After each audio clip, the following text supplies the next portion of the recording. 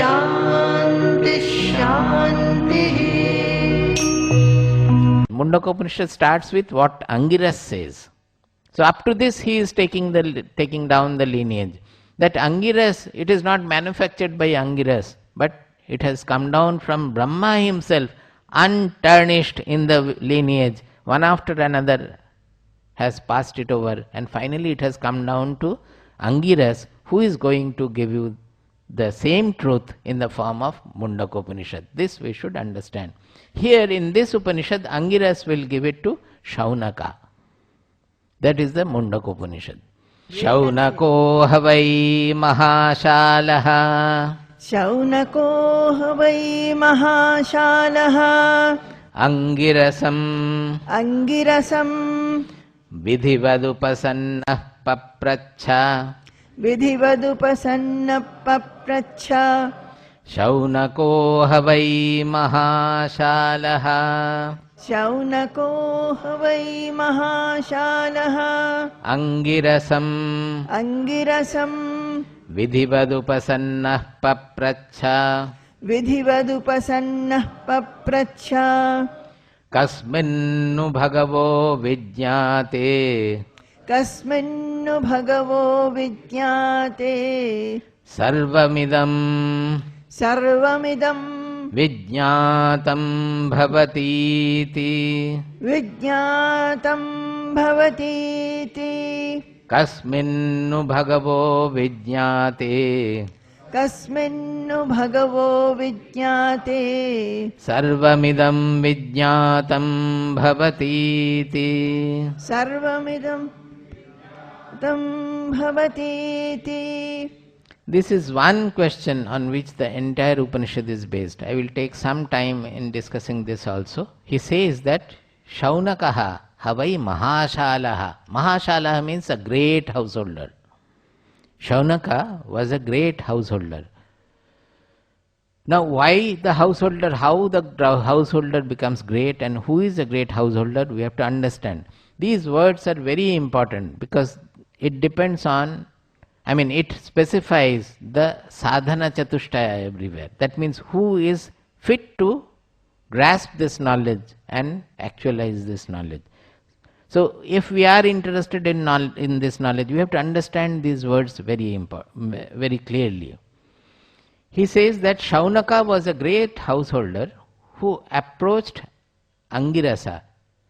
Angirasa, you should not forget, he was the last rishi we spoke about now. Now he approached Angirasa in what manner? Vidhivat upasannaha.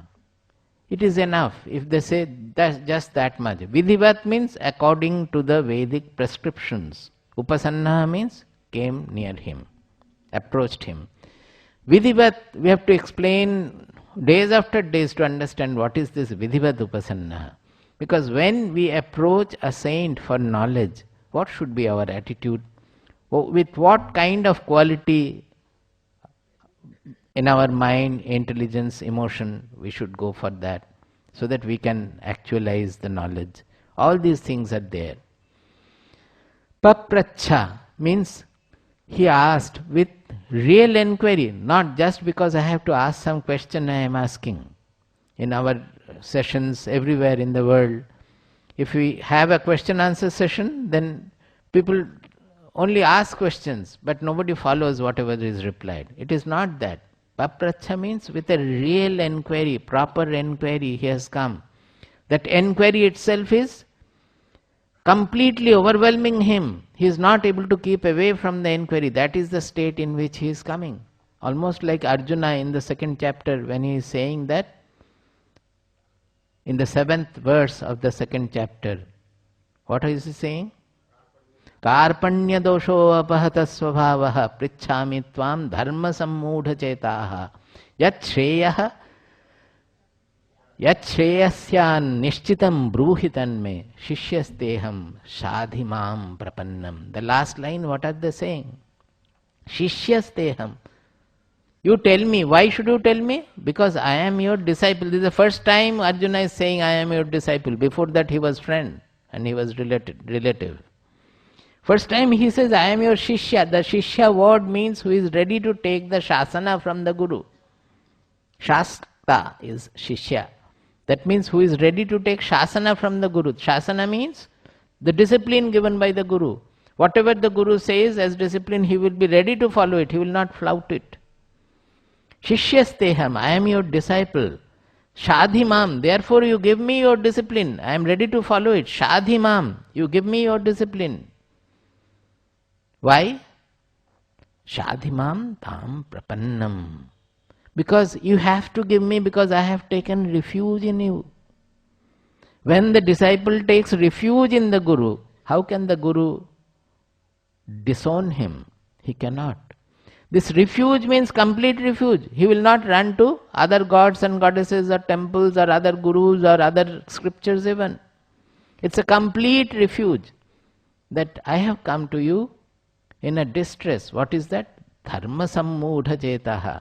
I know, I have learned dharma, I know the moral codes, but I am absolutely confused. Sammudha, not only mudha, samyak mudha, absolutely confused about the moral discipline. So you must give me. And why should you give me? Because I have taken refuge in you. That's very important. So the question is, Kasminnu bhagavo vijñāte sarvamidam vijñātam bhavati iti. The question is, Kasminnu bhagavo vijñāte sarvamidam vijñātam bhavati. By knowing which, everything will become known. The question, on this question, Mundakopanishad is based. Oh, sir, by knowing which, everything will become known. I will deal with it tomorrow. Om Bhadram Karnebhih Shrunuyama Devaha. Om Bhadram Karnebhih Shrunuyama Devaha. Bhadram Pashyemakshabhiryajatraha. Bhadram Pashyemakshabhiryajatraha. Sthirairangaistuštuvamsastanubhih. Sthirairangaistuštuvamsastanubhih. Vyashema devahitam yadayuhu. Vyashema devahitam yadayuhu. Swasti na indro vriddhashravāha. Swasti na indro vriddhashravāha. Swasti na pūಷā vishvavedāha. Swasti na pūಷā vishvavedāha. Swasti nastākṣyo arishtanemihi. Swasti nastākṣyo arishtanemihi. Swasti no brihaspatirdadhātu. Swasti no brihaspatirdadhātu. Om Shanti Shanti Shanti. Om Shanti Shanti Shanti. Om Shanti Shanti Shanti. Om Shanti Shanti Shanti. Hari Om Tat Sat. Somebody was asking that I did not explain the meaning of Mundaka, why it is Mundaka. All the Upanishadic names, they don't have very much meaning, but they have a meaning also. In this particular case, I avoid explaining the meaning because you will be fearful. Mundaka means seven-headed like us. If I remove the turban, so it means seven-headed. So one interpretation is that it is meant for the sannyasins who have left everything. But the other interpretation is that it removes the worldliness from us. The hairs are actually the worldliness. Removes all the hair means it removes the worldliness from us. People interpret as removes the world, that samsara, it removes the samsara from us. We have changed the word from world to worldliness because world remains the same for an hour also. The world doesn't change. And not only that, we don't, as yesterday I explained, that we don't mean that the knowledge is meant for coming away from the world and remaining in a cave or in the forest and getting merged into the Nirguna Brahman or the consciousness. It is not meant for that. The human body is meant to be active. So when we say the removal of worldliness, it means that we will live in the world in all the activities, but nothing will touch us. It is like the water on the lotus leaf. Or you can say, as in Bhagavad Gita, it is said that Ragadvesha viyuktaistu vishayan indrishcharan atmavashir vidheyatma prasadam adhigacchati. When we are free of the ragadvesha, that is the clinging to what we like and hating what we dislike. This is the fundamental of Bhagavad Gita. Everywhere Bhagavad Gita speaks only about ragadvesha. Likes and dislikes will be there. Who will not like a good person? Who will not like good things? Dislike also will be there. Who will not dislike bad things? Will Swamiji be happy if all the disciples, they go on quarreling or they are all given to wrong practices? Never. He would like all his disciples to be very good, mutually very much friendly, everything, all the good qualities. So good qualities will be liked by everybody. So when we say going beyond the likes and dislikes, it does not mean that he will not have likes and dislikes in this sense. But he will not cling to what he likes and he will not hate what he dislikes. Even the bad people also he will embrace and accept equally, whatever they need, giving that. So ragadvesha vijukta vishayan indriyeshcharan. When we are free of the ragadvesha and we move around in the same world which is perceptible to our indriyas, in the same world we move around. Atmavashyair, there comes the real truth. Who is not a slave to the worldly objects. We are generally vishayavashyahi. That is, our indriyas are always slave to the worldly things. That is the likes and dislikes. The moment something I dislike, suppose even the food or in the house or anybody, any person, immediately we lose our self-seatedness. Is it not? We are losing, that is, we are slave to the circumstances, we are slave to the situation, we are slave to our surroundings. So we are not atmavashyahi. That we are atmavashyahi means when we are not slave to the surroundings, but we are under the control, under the guidance, in harmony with our atma, our core identity. Vidheyatma, for him, all the niyama, it is not outside disciplines, inner discipline. He is integrated with his inmost core identity. So he doesn't even have to follow the moral codes of actions. Sometimes it may appear to be immoral, as you find in Mahabharata, that Krishna is suggesting apparently immoral things. But it is not immoral, it is with a higher law of harmony. It is with the higher law of welfare of the universe. So, Vidheyatma, for him, all the guidance, it comes from within, from the soul. What happens to him? Prasadam adhigacchati. He attains the placidity of the mind. This prasada, it is not the usual sukha you mean. Sukha and dukkha both are there. But prasada will be common both in sukha and dukkha. Even in deep suffering also, dukkha also, the prasada will not go. That is the meaning of going beyond likes and dislikes. The moment something is sukha for us, we are very elated. The moment it is suffering or dukkha, we try to run away from the situation. We hate the dukkha. But a knower will neither hate dukkha nor run after sukha. He will embrace both with equanimity, with equality, evenness. So this removing the worldliness means removing the ragadvesha, not that the world will go and one has to go away from the world and remain in the cave or in the forest. So if we understand this in this manner, then Mundaka is very much welcome. Mundaka means removal of the worldliness, which is the essence of all the Shastras. So these are the meanings of Mundaka.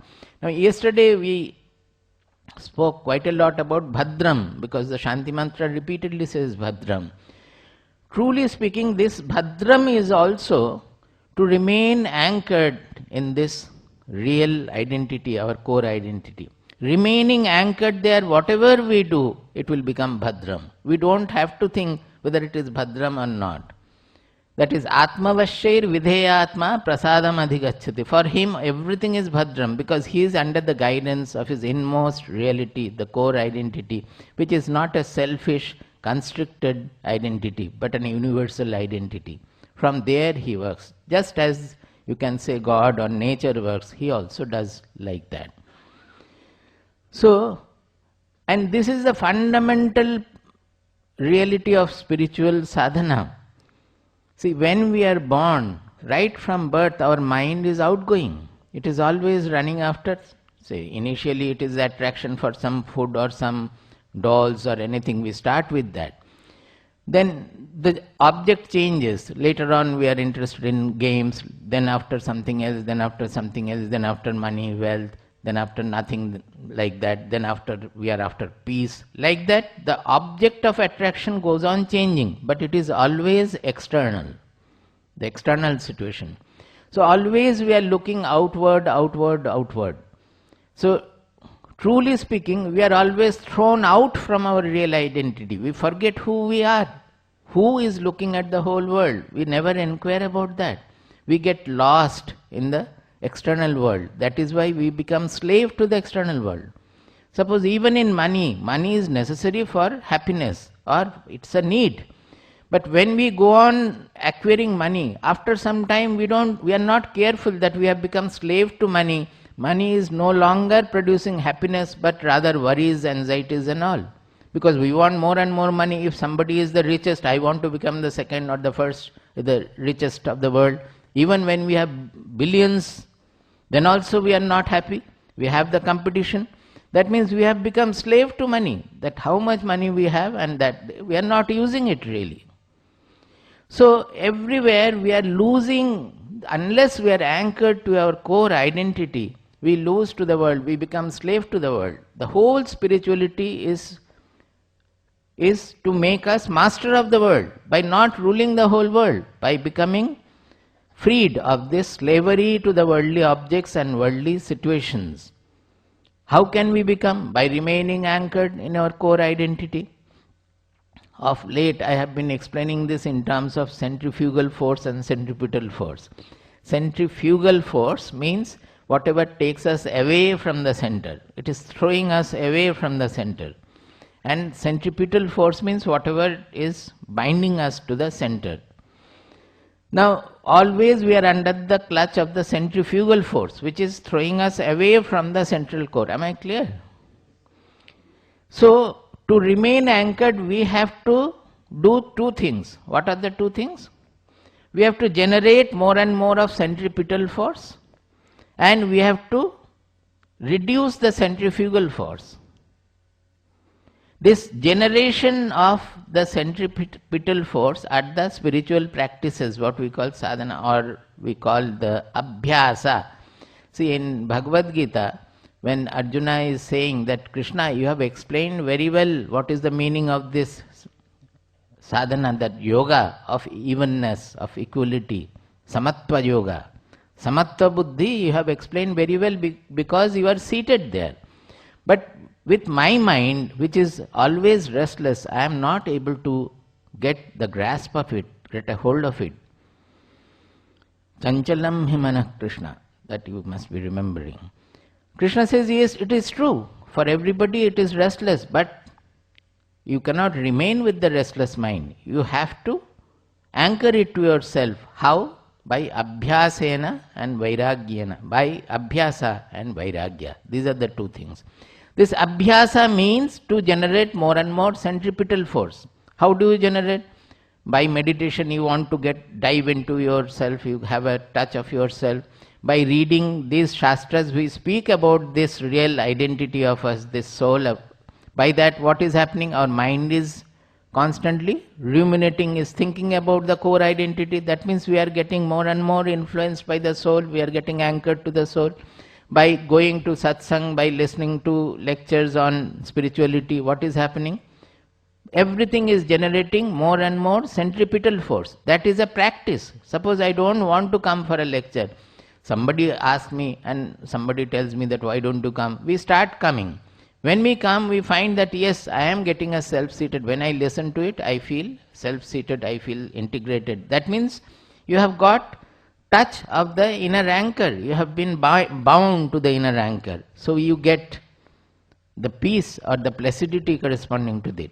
So that becomes a reinforcement for next time listening to it, or next time going to some satsang or reading some book. That is how slowly, from where we are completely lost to the world, from there we start generating the centripetal force in a small manner. In Bhagavatam, Srimad Bhagavatam, 11th chapter, they are saying that it is from pilgrimage it starts. For a devotee, he goes to the pilgrimage because he thinks that the God is there. In pilgrimage spots, the God is there. So he goes to see some pilgrimage place. When he goes there, generally the saints will be frequenting such places. Some saint will speak, some lectures will go on. So they come in contact with some satsang. They are exposed to the satsang where they speak of the reality, etc. Then he starts getting slowly inward and inward. Then he takes to the practice. Slowly the practices increase. Like that we get more and more anchored to the self. This is the active generation of the centripetal force by our practices like meditation, satsang, rumination, reading scriptures, singing bhajans, everything. They are all generating the centripetal force. But parallelly you have to work in another manner also, otherwise this generation will not be complete. That is the reducing the centrifugal force. That is what is meant by Vairagya.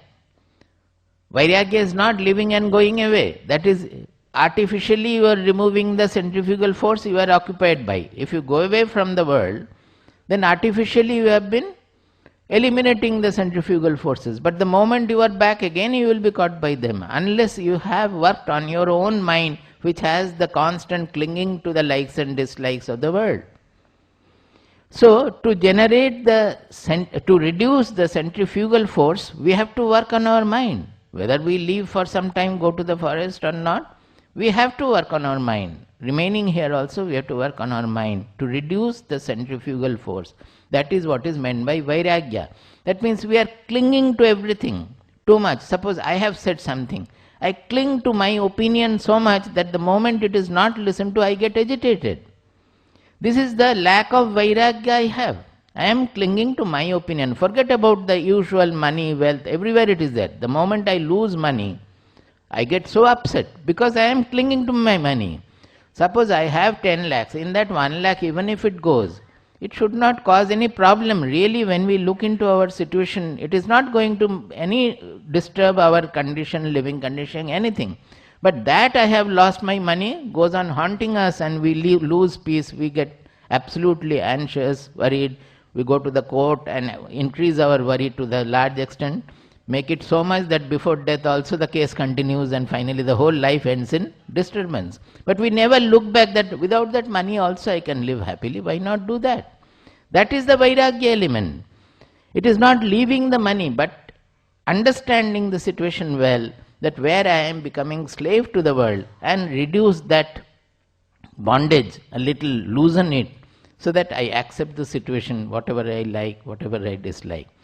So Vairagya is an active element which has to all constantly work on us to reduce the clinging to what I like and hatred towards what I dislike. Suppose hatred also it is like that. I am disliking somebody. It is so much I cling to that even when he arrives before me, I get upset about it. I don't want to see his face.